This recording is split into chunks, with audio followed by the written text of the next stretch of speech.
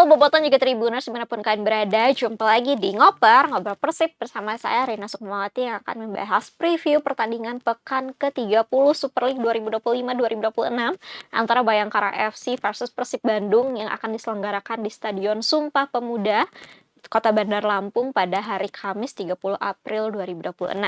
Nah, kalau udah ngoper tentunya saya nggak sendirian karena di studio sudah ada bergabung bersama saya ada Mas Giri, Kang Giri. Mau dipanggil Mas apa Kang ya? Gimana Rena aja lah. Kang Giri. Oke. Sebelum kita membahas lebih lanjut tentang pertandingan Bayangkara FC versus Persib Bandung, kami segenap tim redaksi Ngoper maupun tribunjabar.id mengucapkan turut berbela-sungkawa sedalam-dalamnya atas tragedi kecelakaan kereta api komuter lain dan juga kereta api Bromo Anggrek di stasiun Bekasi Timur. Semoga keluarga yang ditinggalkan mendapat ketabahan dan juga kesabaran seluas-luasnya dari Tuhan Yang Maha Esa, serta korban yang meninggal dunia bisa diterima di sisi Tuhan Yang Maha Esa, serta korban yang mengalami luka-luka bisa segera pulih dan berkumpul bersama keluarga. Juga korban yang belum ditemukan bisa segera ditemukan dan kembali ke pangkuan keluarga. Amin ya robbal alamin. Oke, baik, kita langsung aja nih, Mak. Membahas pertandingan pekan ke-30 Bayangkara versus Persib Bandung. Iya. Ini adalah 5 pertandingan terakhir bagi setiap tim ya di Super League. Tapi bagi Persib Bandung ini adalah 5 laga tersisa yang hidup dan mati lah ya, bisa dikatakan setelah. Kalau ukurannya juara ya. Ya, kalau ukuran siapa sih tapi yang nggak mau juara ya kan. Nah, ini 5 pertandingan terakhir bersama Borneo FC bersaing ketat sekali gitu. Sampai sekarang 66 poin ya, sama di posisi 1 dan kedua. Setelah sebelumnya bisa agak santai ya, ada 4 poin, tapi setelah 2 kali imbang Persib Bandung akhirnya terpangkaslah jarak tersebut. Terlebih lagi Persija Jakarta udah duluan ya memulai pekan ke-30 dan menang, jaraknya juga semakin mendekat gitu ya dengan posisi ke-1 maupun posisi kedua. Nah, ini adalah Bayangkara FC. Sebelumnya Persib Bandung seperti disinggung melawan Arema FC ini adalah seri kedua ya setelah sebelumnya melawan Dewa United. Dan apa sih gitu menurut Kang Giri yang harus dievaluasi dari laga tersebut, terutama selain karena memang kipernya Arema FC ya malam itu Lucas Frigeri ini tampil on fire banget gitu, rasa-rasanya ya apa ya, lincah sekali gitu. Udah banyak, kalau ngomongin peluang, banyak sekali peluang dari menit awal sampai menit akhir yang sayangnya memang belum terkonversi gol karena memang penyelamatan gemilang dari kipernya Arema FC. Tapi selain itu apa yang harus dievaluasi? Ya, satu masalah Persib ketika melawan Arema setelah sebelumnya melawan Dewa United 2-2, kemudian melawan Arema di kandang sendiri setelah 14 kemenangan beruntun di kandang kan, hasilnya 0-0. Ya, satu persoalan utama adalah ya tidak ada gol. Tidak ada gol yang bikin Persib kemudian bisa memenangkan pertarungan. Sebenarnya secara umum Persib menguasai pertandingan, bahkan bisa sepenuhnya lah bisa dikatakan seperti itu. Begitu banyak percobaan, kalau tidak salah ada 29, kemudian 12 diantaranya mengarah gawang.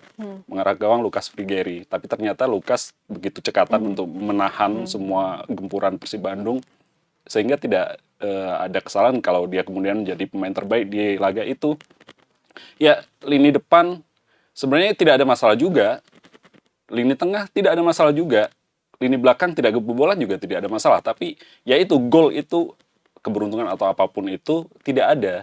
Sehingga kemudian ya skor 0-0 ini akan kemudian memangkas. Kemudian kemarin Borneo FC menang atas Semen Padang terakhir di pekan ke-29, sehingga ya poinnya sama. Tapi beruntung bagi Persib karena keunggulan head to head.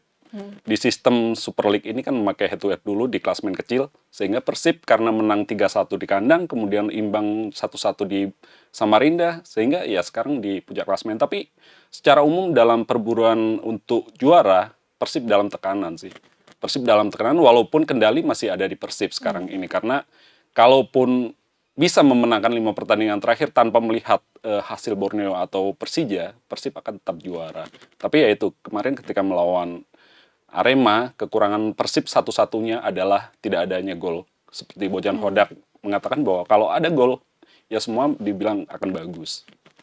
Oke, jadi masalahnya memang kipernya aja yang lagi on fire ya. Nah, tapi menarik juga karena kemarin Bojan Hodak menurunkan fitrah ya Mhm. di starting, dan juga ini menjadi penampilan kedua dia di Iya. sepanjang musim ini, dan clean sheet juga gitu pada Mhm. akhirnya. Nah, apa yang dilihat dari Kang Giri, strategi yang diterapkan Bojan Hodak? Apakah karena Tejo Pakualam sebelum-sebelumnya ini sedang dikatakan paceklik untuk Kelinci. meraih ininya ya, rekor ya gitu, Heeh. seperti itu. Kalau Kang Giri melihatnya seperti apa?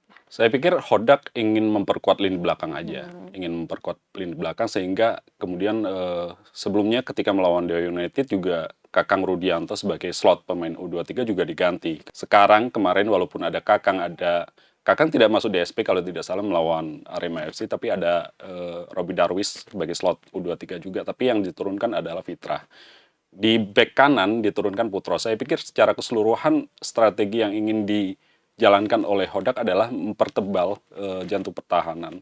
Sehingga kemudian Fitrah juga memberi kenyamanan kepada secara keseluruhan secara tim karena sebelumnya juga bermain melawan tim besar juga, mhm, melawan Borneo FC waktu itu kebobolan tapi menang 3-1. Jadi saya pikir Fitrah juga memiliki kompetensi lah untuk mmm, bermain melawan Arema yang juga laga besar, dan karena tebalnya lini belakang, Fitrah juga tertutupi dan kemarin tidak ada atau satu shot on goal ke mmm, gawang Fitrah, dan secara keseluruhan ya Fitrah tidak bekerja sih dalam mmm. tanda kutip, sehingga ya hasil karena tidak ada gol Persib juga hasilnya ya Ini 0-0 ya. 0-0. Selanjutnya nih melawan Bayangkara FC, secara head to head Persib Bandung unggul ya, seenggaknya dalam Ya, 5 laga terakhir ini 3 kali menang dan juga 2 kali imbang. Terakhir kali Persib Bandung kalah dalam catatan di Liga Indonesia di Liga 1 tahun 2021-2022 itu 0-1, tapi selebihnya Persib Bandung menang atau imbang, dan pada putaran pertama bisa mengamankan 3 poin juga 2-0. Tapi Bayangkara FC setidaknya dalam beberapa pekan terakhir ini juga lagi on fire ya, berhasil mhm, menembus 5 besar, bahkan 4 besar menggeser sekarang. Maluku United Iya, ya ke 4 besar setelah di pekan ke-21 sampai ke-26 menang secara beruntun, mhm, dan tim yang dilawan juga bukan kaleng-kaleng gitu ya. Ada iya, termasuk Arema FC, Persebaya, Dewa United maupun Persija Jakarta, dan ini mhm. akan menjadi tim besar lainnya yang akan dihadapi oleh Bayangkara FC, yaitu Persib Bandung. Nah, apa sih gitu yang Kang Giri lihat dari Bayangkara FC ini gitu, di awal musim sebenarnya Bayangkara FC Biasa aja sih biasa aja ya, sebenarnya, bisa bilang kurang konsisten juga gitu, mhm. menaiknya pelan-pelan lah bisa dibilang seperti itu. Nah, apa sih gitu yang bisa, membuat Bayangkara FC ini di menuju akhir musim ngegas banget gitu sampai Mhm. bisa menembus 4 besar? Ya, tentunya ada perbaikan di, transfer di pertengahan musim ya. Mmm, Ada Moussa CDB ini kayak one man show sih mmm, di Bayangkara FC. Dari 12 pertandingan itu sudah 11 gol dan 6 assist. Ini catatan yang fenomenal menurut saya, apalagi di tim baru. Sebelumnya dia memang bermain di tim Indonesia di Persis Solo ya. Terus kemudian setengah musim balik ke Malaysia, terus kemudian didatangkan ke Bayangkara FC dan dia bisa untuk menggendong Bayangkara FC sehingga pelan-pelan dia masuk ke 4 besar, sekarang 4 besar. Sehingga ya ini akan menjadi ancaman Persib Bandung juga, apalagi bermain di kandang mereka. Secara keseluruhan di kandang mereka, mereka itu laga home berada di posisi 4 klasmen laga home ya. Terus Persib juga sebenarnya nggak buru-buru amat sih laga away-nya. Ada di posisi 4 juga. Tapi ternyata ya nanti akan menjadi batu sandungan lain untuk Persib Bandung setelah 2 pertandingan beruntun tidak bisa menang. Bayangkara FC lagi on fire. Walaupun kemarin juga terakhir kalah, kalau nggak salah kalah di kandang Persis Solo Persis satu Solo, dua. Ini akan menjadi ya harus dimanfaatkan oleh Persib bahwa Bayangkara FC secara keseluruhan terakhir juga melawan tim yang dalam posisi klasmen di zona bawah, tapi ternyata kalah walaupun itu pertandingan berlangsung di laga tandang. mmm, Ini akan menjadi laga kandang lagi.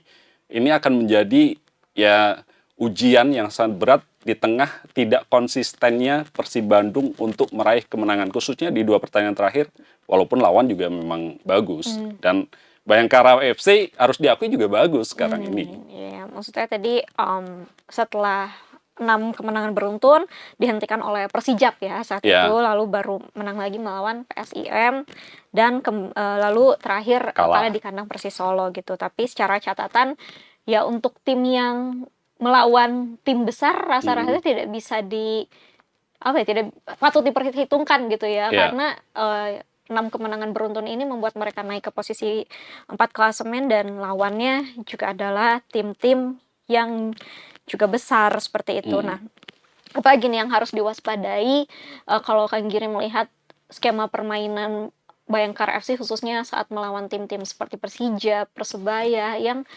patut diwaspadai oleh Persib Bandung? Iya, mereka mengandalkan kecepatan.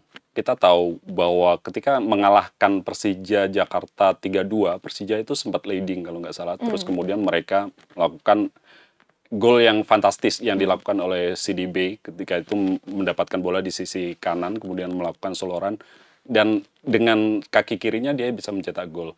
Nah, kecepatan-kecepatan di sisi sayap ini yang harus diwaspadai oleh Persib Bandung pada pertandingan nanti, karena secara umum mereka juga memiliki komposisi yang kompleks lah, bagus di lini tengah juga bagus, di lini depan juga bagus. Ingat ada Spasojevic di sana mhm. juga, walaupun belakangan ini sudah menurun dan jarang terlihat sih sebenarnya. Tapi si DB ini yang harus diwaspadai, walaupun mewaspadai satu pemain juga sebuah kesalahan, karena sepak bola adalah tim, maka secara keseluruhan juga harus diwaspadai. Tapi ya itu saya bilang sebelumnya bahwa kayaknya si DB yang menggendong Bayangkara FC, walaupun dia butuh sokongan oleh pemain-pemain lain.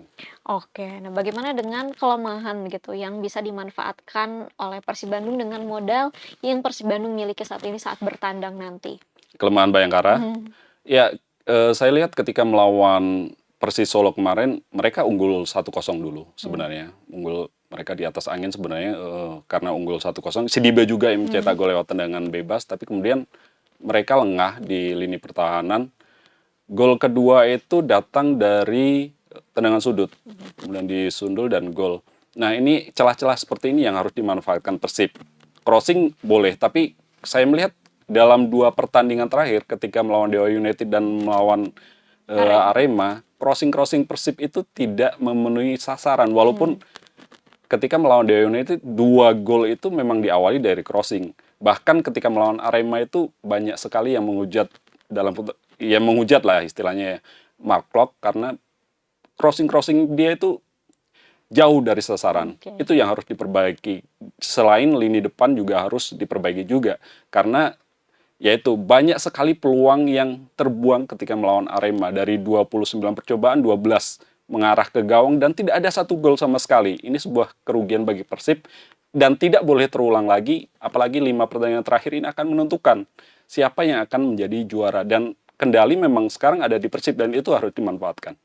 Oke nih, ngomongin soal peluang juara nih ya, berarti memang apalagi dengan Persija Jakarta yang mulai kembali on track juga, Mhm. walaupun Persib Bandung ini secara matematis paling memungkinkan, peluangnya paling Iya, besar, tetapi juga mengingat Borneo FC poinnya sama. Nah, sebenarnya dalam 5 pertandingan terakhir ini, peta persaingannya akan seperti apa sih, Kang saya Giri? pikir hanya milik Persib dan Borneo FC. Oke, Banyak yang mengatakan bahwa Persija Jakarta bisa juara kalau Persib dan Borneo mengundurkan diri. Tapi mmm, Persija juga sebenarnya harus diwaspadai sih. mhm, Tapi kuda pacu sebenarnya Persib dan Borneo FC.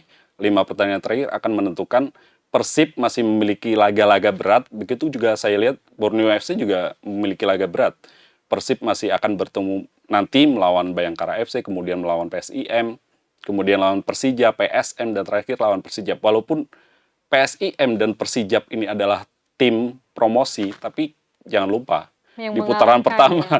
di putaran pertama Persijap tim pertama yang mengalahkan Persib, kemudian PSIM tim pertama yang menahan imbang Persib. Jadi semua harus diwaspadai.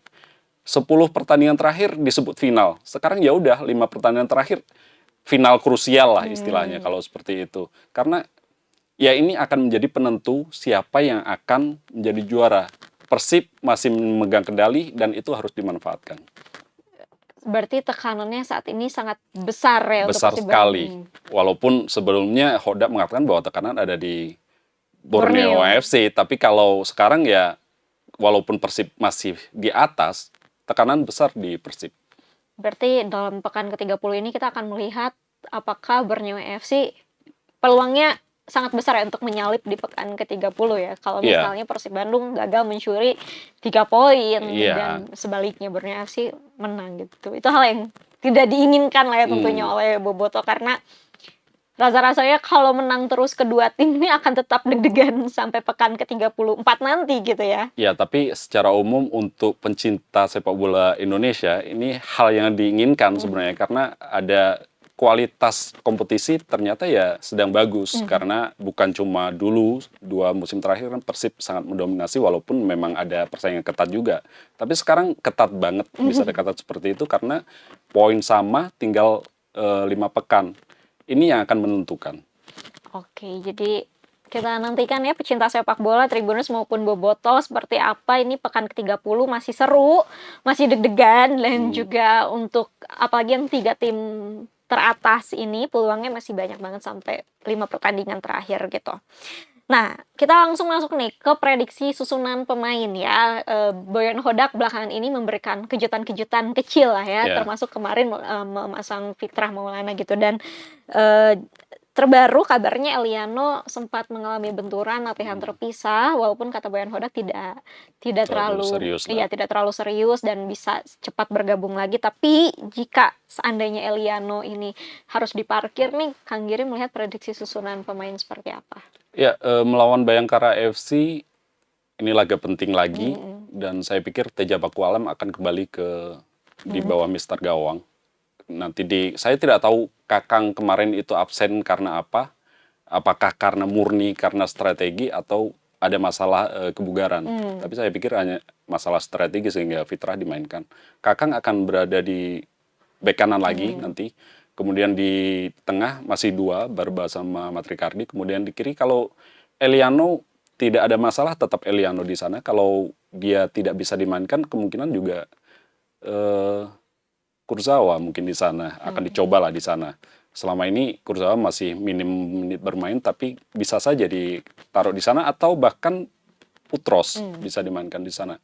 Terus di lapangan tengah mungkin 2 gelandang bertahan masih sebelumnya adalah kalau nggak salah Klok sama Luso. Ya, keduanya masih bisa dicoba nanti. Kemudian di depannya Berguinho mungkin.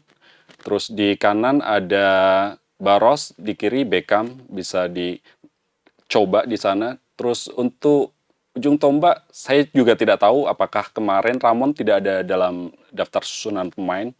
Kalau dia masih tidak bisa dimainkan, alasannya juga tidak tahu. Kalau bisa, mungkin Ramon akan dicoba di sana. Kalau tidak Andrew Young lagi. Iya, karena Baros lebih difokuskan di sayap. Ya. Oke, sudah segmen terakhir, waktunya tebak skor. Yang sebelum-sebelumnya meleset ya, berakhir imbang. Iya. Sekarang. Ini akan tetap menjadi pertandingan sulit untuk Persib secara keseluruhan di kompetisi teratas. Persib itu bukan hanya sih, menang 6 kali, Bayangkara FC 5 kali menang, terus 4 kali berakhir imbang. Berarti secara umum ya kekuatan secara umum seimbang lah. Nah, Persib sangat membutuhkan kemenangan, apapun akan dicoba, apapun akan dilakukan dalam pertandingan nanti untuk tetap berada di jalur juara. Saya pikir kemenangan tetap akan menjadi milik Persib 1-0 aja dah. 1-0, karena lawannya ini cukup punya kuat lah, bisa apalagi seperti itu. Di musim ini, apalagi maksudnya di putaran kedua dikenal untuk bisa menaklukkan tim-tim besar ya. Dan apalagi juga kita tahu Persija juga kalah 3-2 di sana. Iya, jadi mudah-mudahan tidak menjadi tim besar lain yang ditaklukkan ya Bayangkara FC. Iya.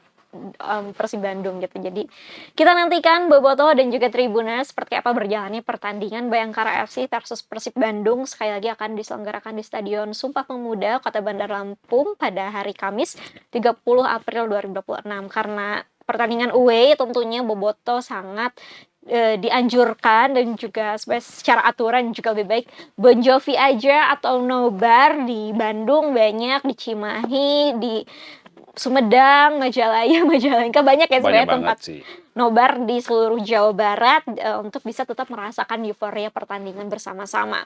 Terima kasih Kang Giri telah menemani saya pada hari ini. Sampai jumpa di ngoper selanjutnya menuju akhir musim. Ya. Semakin deg-degan.